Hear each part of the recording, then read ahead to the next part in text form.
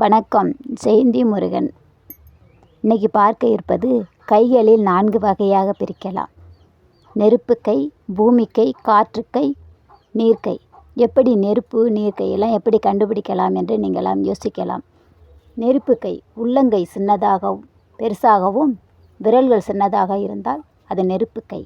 பூமிக்கை சிண்டு விரல் சின்னதாக இருந்தால் அது பூமிக்கை. காற்றுக்கை விரல்கள் நீட்டாகவும் உள்ளங்கை சின்னதாகவும் இருந்தால் காற்றுக்கை. நீர்க்கை உள்ளங்கையின் பெருசாகவும் விரல்களும் பெருசாகவும் இருந்தால் அது நீர்க்கை. இதை பற்றி நான் கைகளின் வகைகளை பற்றி தெளிவாக அடுத்த காணொளியில் நான் பார்ப்போம். கைரேகை பார்ப்பதற்கு கட்டணம் 100 ரூபாய். உங்களுக்கு விருப்பம் இருந்தால் கையை ஃபோட்டோ பிடித்து அனுப்புங்கள். மீண்டும் அடுத்த காணொளியில் பார்ப்போம். நன்றி, வணக்கம்.